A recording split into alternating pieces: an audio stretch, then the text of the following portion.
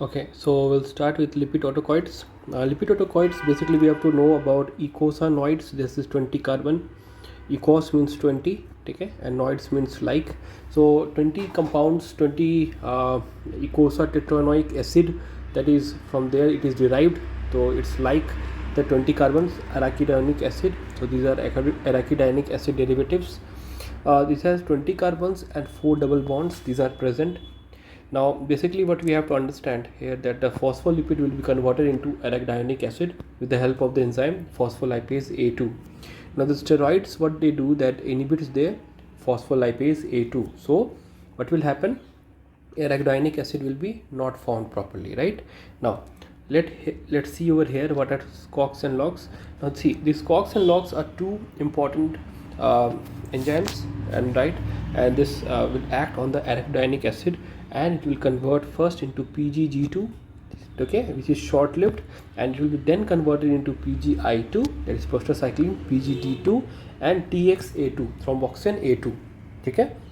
Now logs, we have LTA4 and then LTB4, LTC4D4E4, okay, and this is how it occurs.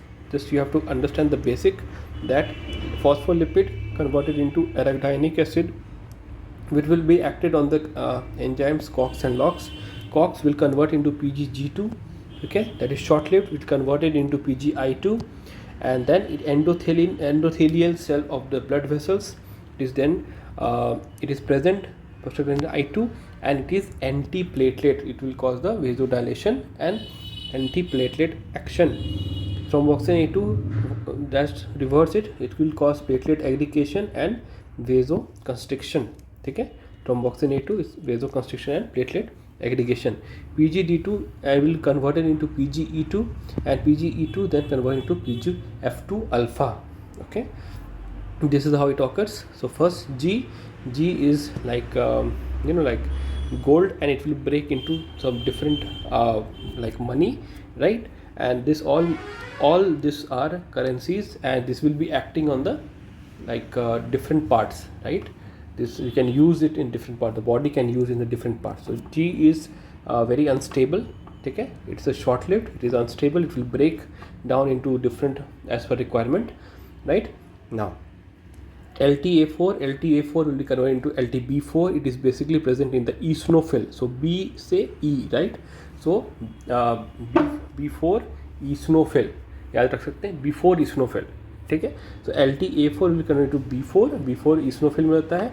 CDE जो हो जाता है CDE4, that is present in the SRS compound. It is a slow reactive substance of the anaphylaxis. Reactive substance of the anaphylaxis. Now basically this PGI2 and TXA2, that is thromboxane A2, are physiological antagonism, because one is an antiplatelet, dissolve the platelet aggregation, and one is causing the platelet aggregation. Now COX inhibitors are the NSAID, LOX inhibitor are the Giluton are the LOX inhibitor, okay. Now the thing is important, you have to understand, is COX and LOX inhibitor both is present in the lycophenolone, okay. The treatment in the osteoarthritis, it is the phase 3 trial, already in the phase 3 trial. It was like for the 10 years it is there in the phase 3 trial itself, अभी तक आया नहीं market में. तो lycophenolone, okay, this is treatment for the osteoarthritis, okay. Corticosteroid, we have tell that steroids will inhibit the formation of the arachidonic acid itself. It's the best anti-inflammatory marker, and its excess use causing the Cushing syndrome. So what it will do, it will actually increase the annexin level in the lipocottin, and it will inhibit the phospholipase A2, okay. So the first prostaglandin which we are going to discuss is the PGE1. So PGE1 is the misoprostol, alprostanyl, gimiprost, lubiprostone, okay. So gimiprost is used in the abortion.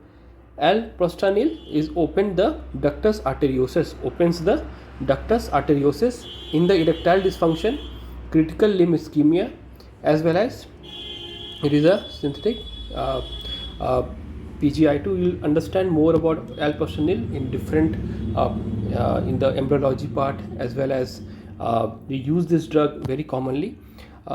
Basically misoprostol is the most important drug which you have to learn about because it is there in the gynae department, and it will be used in abortion up to 63 days. And NSAID induced peptic ulcer you learn in GI also. It opens the ductus arteriosus again. Okay, so two drugs which opens. Which drug closes the patent ductus arteriosus? That is the NSAIDs and indomethacin. Indomethacin is the most common drug which is used for the closure of the ductus as per the defects in the embryology. Right, now the most common side effect is the diarrhea. Okay, it has a teratogenic potential, so causing the sixth nerve problem with the Mobius syndrome, Lubiprostone is the chloride secretor in constipation in IBS में हम लोग lubiprostone को use करते हैं. Now second one is PGE2. It is important NEET question. ठीक है, तो PGE2 में fever is the question which is generally asked. Fever में कौन सा इन्फ्लेमेटरी मार्कर बढ़ जाता है, प्रोस्टाग्लैंडिन बढ़ जाता है. PGE2, right. Dinoprostone is one of the drug. It is used in the cervical ripening and the second trimester abortion. Cervical ripening and the second trimester abortion. The side effect is osteoporosis and diarrhoea. ठीक है, फिर बना क्या PGF2 alpha. वहाँ से हम लोग को एक ड्रग बनाए dinoprost. It is second trimester abortion में डाइनोप्रोस्ट यूज़ किया जाता है, और कार्बोप्रोस्ट को यूज़ किया जाता है for induction of labour and to control of the PPH. But PPH का ड्रग ऑफ चॉइस है oxytocin, but still carboprost is used like a second line drug. Right, the dose is 250 microgram. ठीक है, and in the rest in cases we use the carboprost. Okay, now 250 microgram 8 times a day, so overall there are 2000 microgram per day. That is the dose of carboprost. In the topical, as in topical eye drop, we use in glaucoma latanoprost, tafluprost, mipatoprost and trimoprost. The side effect is basically hypertrichosis, eyelash growth. So we have discussed this in glaucoma, a very short part, right. PGI2, okay, so we have learned this tie. This PGI2 में क्या है, treprostinil, iloprost and epoprostaninol. ठीक है, तो treprostinil is present in pulmonary artery hypertension. iloprost antiplatelet during hemodialysis में वहाँ पे tie का रोल है. क्लियर. नाउ NSAIDs में क्या आपको जानना है. NSAID में these are COX inhibitor and prostaglandin and thromboxane A2 inhibitor. COX inhibitor and prostaglandin and thromboxane A2 inhibitor. This COX में क्या है कि COX1, COX2, COX3. COX1 is the constitutive enzyme, housekeeping function में पाया जाता है. COX2 is the inducible enzymes, fever, pain और inflammation में पाया जाता है. Except the constitutive in the kidney, that is increase in the GFR. Endothelial cells में पाया जाता है, जिसमें PGI2 बढ़ाता है. ब्रेन और फीटस में भी COX2 is present. So it is basically is an inducible enzyme, but there may be constitutive in nature. ठीक है, तो COX1 basically constitutive enzyme, housekeeping function. COX2 also constitutive in only few places. COX3 is non inflammatory, नया देखा गया है. Pain और fever temperature control में brain में पाया जाता है COX3. ठीक है. Now NSAID is non-selective COX inhibitor. It may be selective COX inhibitor like COXIBs, preferential COX inhibitors. ये तीन तरह से NSAID को डिवाइड करते हैं. अगर नॉन सेलेक्टिव COX inhibitor का बात करें तो COX1 is equal to COX2. It is irreversible blocker और रिवर्सिबल ब्लॉकर. रिवर्सिबल ब्लॉकर में आ जाएगा आयोनिक बॉन्ड. ये रिवर्सिबल ब्लॉकर में आपका जैसे आयोनिक बॉन्ड फॉर्मेशन होता है, और इरिवर्सिबल ब्लॉकर में क्या आ जाएगा, there is aspirin, acetyl salicylic acid. वो हीट एंड रन ड्रग्स होता है. एक बार बाइंड कर दिया तो वो ड्रग अगर बॉडी से निकल भी जाएगा फिर भी उसका इफेक्ट बॉडी में रहेगा. It is a suicidal type of blocking and it is forming the covalent bond, not the ionic bond. And the reversible में आयोनिक होता है, इरिवर्सिबल में कोवेलेंट बन जाता है, परमानेंटली फिक्स हो जाता है, कोई काम नहीं करता है. यूज़ क्या हो गया, low dose aspirin 40 to 325 milligram में एंटी प्लेटलेट एक्टिविटी शो करता है. तो only NSAID use an anti platelet drug is the aspirin. Drug of choice कहाँ पे, MI स्ट्रोक डिस्कस कर चुके हैं एंड बर्जर डिजीज़ डिस्कस कर चुके हैं. एक्यूट डोज में 325 मिलीग्राम को देते हैं, और ये हम लोग डिस्कस किए. दिस है द मैक्सिमम प्लेटलेट एक्टिविटी की 4 टैबलेट ऑफ डिस्प्रिन चबाने बोलते हैं एक्यूट अटैक में. ठीक है. इन हायर डोजेस में it is an antipyretic, analgesic and anti inflammatory.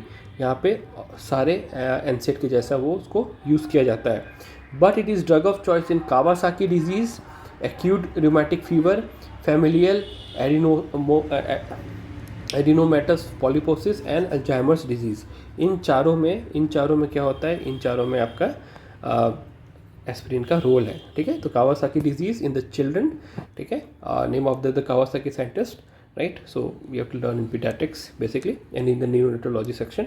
The NSAID used as an analgesics, right? So like all types of pain we can use except the neuropathic pain जहाँ gabapentin या pregabalin का role है. Even also alpha lipoic acid has a very good role in neuropathic pain. Now so side effects of aspirin. What are the side effects of aspirin? It has a bleeding time increase, peptic ulcer due to iron trapping. Like it will be grabbing this peptic ulcer it causes, right? So what happens, aspirin nearly all the NSAIDs causing this problem. What happens, this aspirin will be COX-1 targeting the COX-1 and PGE2 synthesized, ACL will be decreased and bicarbonates and mucus will be increased, ठीक है। So what is the drug of choice for aspirin induced ulcer is the PPI, और अगर specific पूछा जाए तो misoprostol, ठीक है। रे सिंड्रोम, एस्पिरिन इन चिल्ड्रन, उसमें क्या आ जाएगा, फीवर, ठीक है। तो that is causing the hepatic failure and hepatic encephalopathy causing the रे सिंड्रोम, ठीक है। NSAIDs में एलर्जिक रैशेस आ सकते हैं, वेरी कॉमन, ठीक है। तो that is the fix dose combination में देखा जाता है कभी कभी, या फिर प्लेन पैरासीटामोल में भी आ जाता है। Even SJS10 reaction can occurs and we have seen in the skin department, right. Now aspirin plus asthma plus ethmoidal polyp, ये तीन कॉम्बिनेशन ट्राइड जो दिखता है that is called the Samter triad, aspirin, asthma and ethmoidal polyp, asthma, aspirin and ethmoidal polyp. NSAID basically क्या है, nephrotoxic होता है, तो ब्लड सप्लाई डिक्रीज करता है, रीनल पैपिला में काम करता है, वहाँ पे ब्लड सप्लाई को कम कर देता है, तो causing the papillary necrosis known as the allergic nephropathy, causing the allergic nephropathy. NSAID may be used as a tocolytics, is an antidiuretics like hypotension में यूज़ करेंगे, decrease effect of anti hypertensive drugs, hyperkalaemia में use करेंगे। तो NSAIDs का there is a role but not so important. Aspirin poisoning, there is a salicylate poisoning, वहाँ पे children में सबसे कॉमनली देखा जाता है, fatal dose is 10 to 30 grams. Clinical features में क्या आएगा, nausea, vomiting, very common, dehydration होगा, इलेक्ट्रोलाइट इम्बैलेंस होगा, हाइपोग्लाइसीमिया होगा तो उसमें क्या करना है, ग्लूकोज देना है, अगर डिहाइड्रेशन होगा तो फ्लूइड्स देना है। Hallucinations can be there, auditory hallucination, tinnitus सुनते रहेगा बच्चा, हाइपरथर्मिया, फीवर आएगा, उसको कूल करो। Treatment of choice is sodium bicarbonate as an antidote, अगर ब्लीडिंग होगा तो ब्लड ट्रांसफ्यूजन और विटामिन K दिया जाएगा, ठीक है। Aspirin with uric acid not given in gout. Aspirin with uric acid is not given in gout. In the low dose or normal dose, it increases the uric acid. In the toxic dose, it decreases the uric acid. It has uricosuric effect. Uricosuric effect.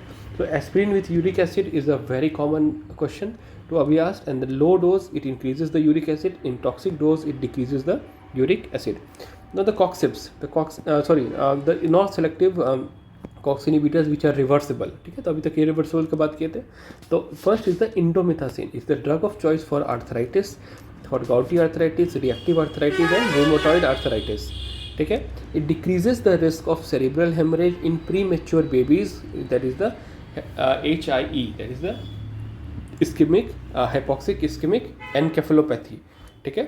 Closure of PDA उसमें हम लोग use करते हैं, ibuprofen is the drug of choice for the closure of PDA, ठीक है। Side effect क्या होगा, CNS side effect, increases the chance of seizure, contraindicated in epileptic patient, causing the psychosis, and contraindicated in pilots and drivers because it may cause a psychosis and the patient might become very like the pilot may crash the plane, right? So indomethacin is not given in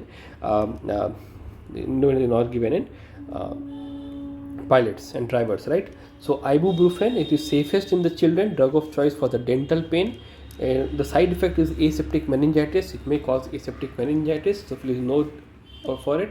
Mefenamic acid, yes, females use that for the menstrual pain, the dysmenorrhea, ठीक है। तो mefenamic acid is used. Note, पेट में दर्द रहता है, पूछो कहाँ दर्द कर रहा है, नाभि से नीचे कितना दर्द कर रहा है. It may be a normal stomach pain, नाभि के ऊपर अगर पेन हो रहा है वहाँ डाइसाइक्लोमिन का रोल हो सकता है. पेप्टिक अल्सर जांच करना बोला जा सकता है. गैस फॉर्मेशन हो रहा है कि नहीं वो देखना है. या फिर मेंस से एसोसिएटेड होगा तो वहाँ पे मेफेनेमिक एसिड दिया जाता है जो मेफ्टल फोर्ट या मेफ्टल स्पास के नाम पे आता है. मेफ्टल स्पास या मेफ्टल फोर्ट के नाम पे आता है मेफेनेमिक एसिड.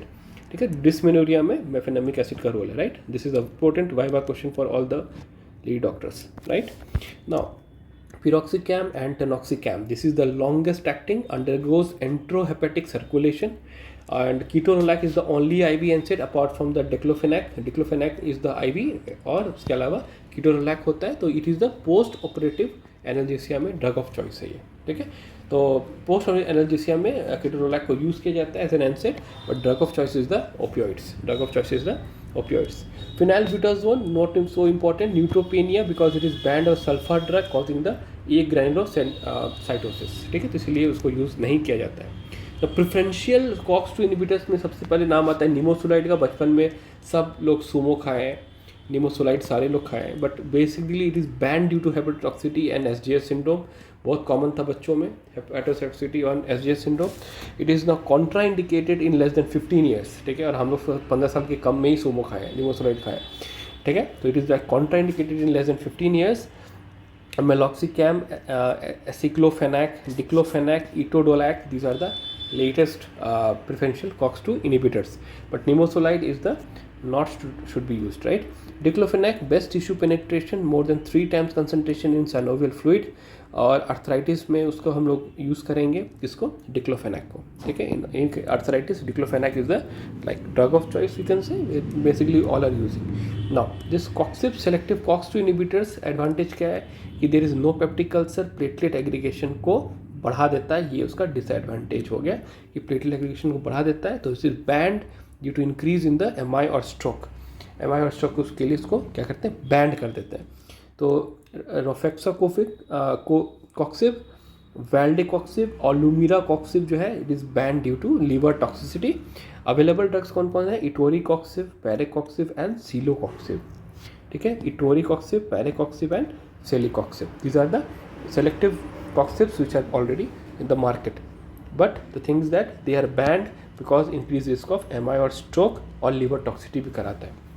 ठीक है, now analgesic and antipyretic, this poor anti-inflammatory action, these drugs are basically this acetaminophen, paracetamol, Dolo बोला जाए. ठीक है, या फिर आपका कोई भी ड्रग जो आप लोग जानते हैं, what ever you know about the basic drugs. ठीक है, तो कालपोल हो गया. ठीक है, तो ऑल दिस कोविड ड्रग्स. ठीक है, में यूज़ पैरासीटामोल को इतना यूज़ किया गया था, and even this brand has been now subjected to scrutiny because of giving money to the doctors for the prescribing it and है ना उसको promote करने के लिए. तो basically the paracetamol is the acetaminophen. this is COX-3 और TRPV1 vanilloid receptor पे काम करता है. TRP1 that is the vanilloid receptor पे काम करता है. पैरासीटामोल पॉइजनिंग में क्या होता है, पैरासीटामोल पॉइजनिंग में तुम्हारा NAPQI बनता है. What is NAPQI? It is NAPQI, that is N-acetyl P-benzoquinoneimine. N-acetyl P-benzoquinoneimine. N-acetyl P-benzoquinoneimine. Treatment is the N-acetylcysteine जो कोविड में हम लोग यूज़ किए थे. और एक्सेस पैरासीटामोल का डोज क्या होगा, नियरली वी से 2 ग्राम्स 2.4 ग्राम्स हम लोग ले सकते हैं. एडल्ट के लिए 3 ग्राम्स तक चलता है, उससे ऊपर नहीं. 4 ग्राम्स बोलते हैं, but 2.4 grams in my practice I use only 2.4 grams for the safe side, ताकि उसको लिवर डैमेज ना हो जाए. ठीक है, पैरासीटामोल पॉइजनिंग का वो उसमें नहीं जाए. यदि पेशेंट गलती से अगर खा भी लिया तो वो फिर भी 4 ग्राम से कम रहेगा.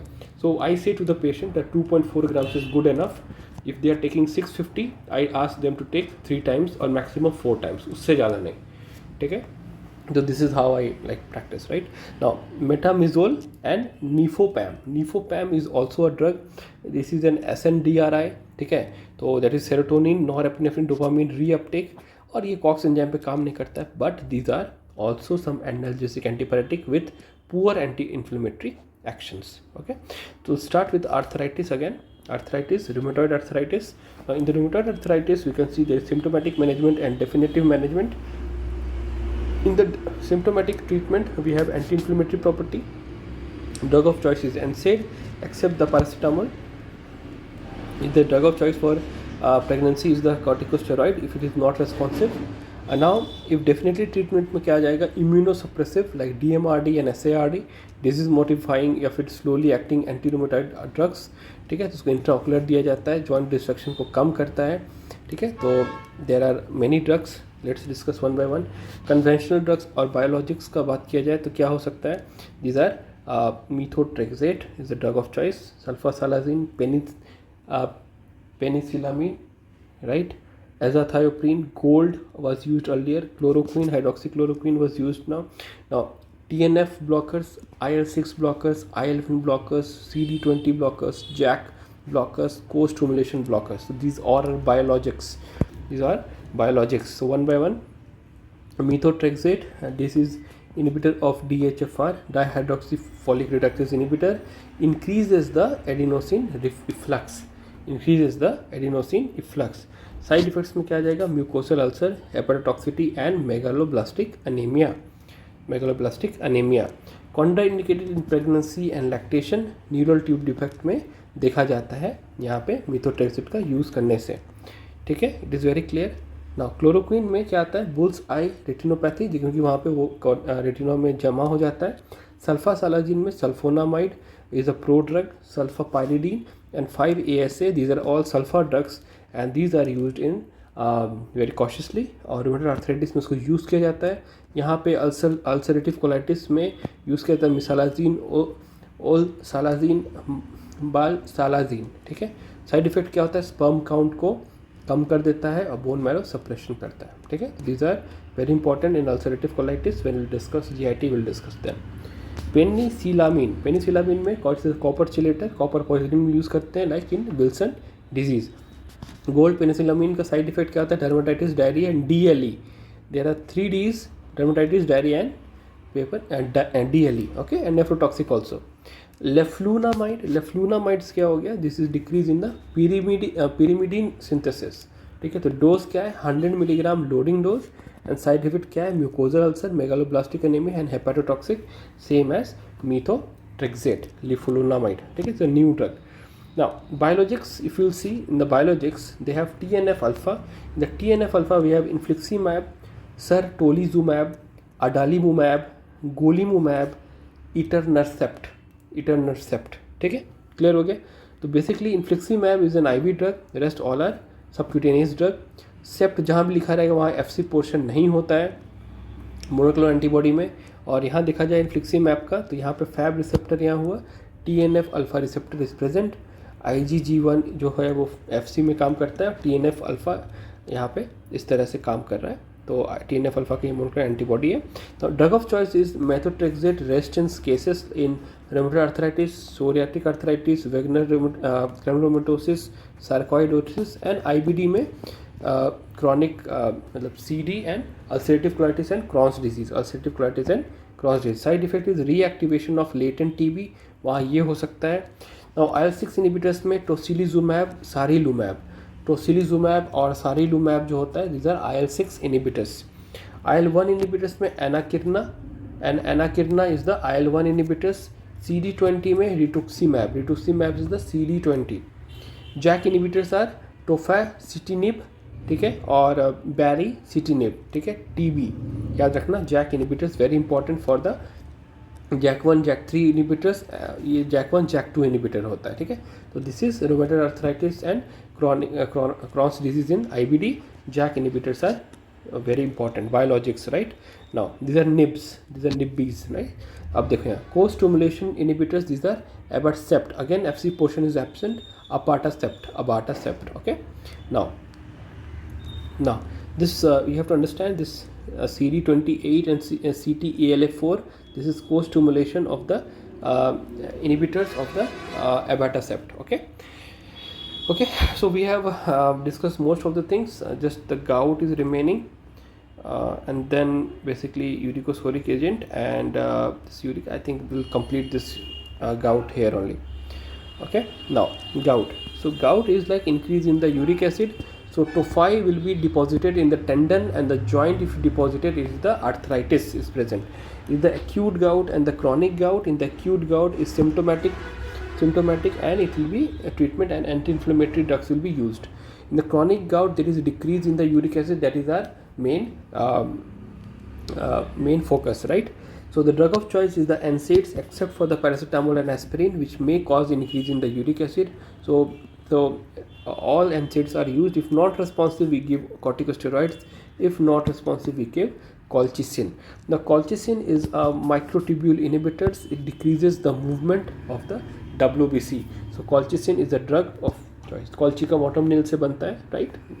They're in the onion family, and there are many things in the 12th class we have studied in the biology, right?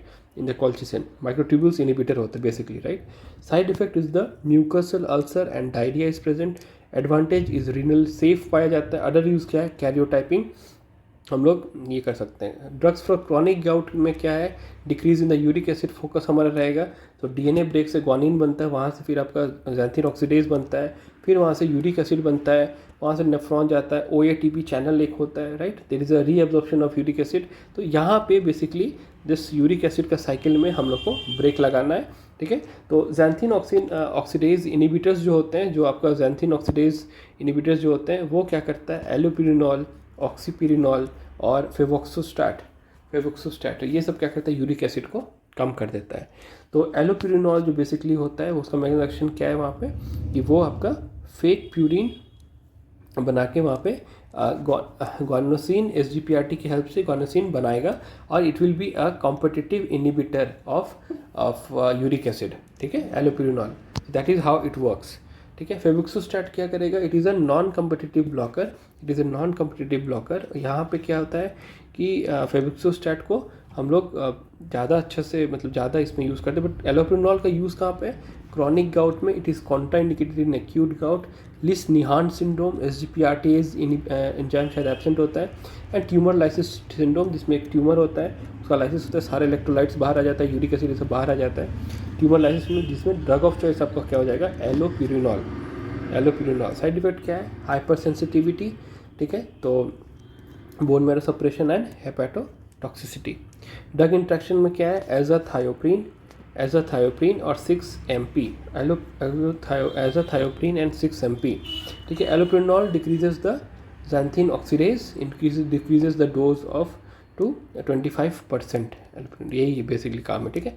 यूरिकोसेरिक agent जो है decreases the OATP, probenecid, benzbromarone, sulfinpyrazone, lesinurad, ये आपके चारों जो होते हैं, these are uricosuric agent, decreases the OATP, contraindicated in renal failure, is safe in hepatic failure.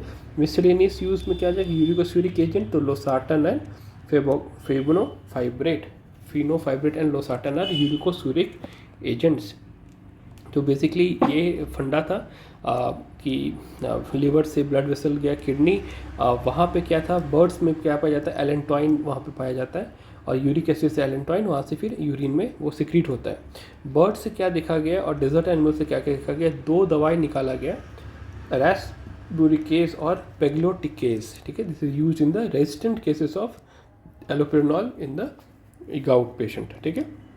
Now, there are some drugs which increases the uric acid in the body. These are diuretics like loop and thiazides, NSAIDs, and the niacin, and anti-TB drugs like pyrazinamide and ethambutol. So these are drugs which increases the uric acid, ठीक है? और यूरिकोसूरिक क्या होगा? Uric acid को decrease को कम करता है, क्योंकि आपका यूरिक एसिड का सिक्रीशन को यूरिन से बढ़ा देता है, ब्लड से कम करता है, यूरिन में बढ़ा देता है, ठीक है? और यहाँ पे क्या है? बॉडी में, मतलब ब्लड में यूरिक एसिड कौन बढ़ाता है?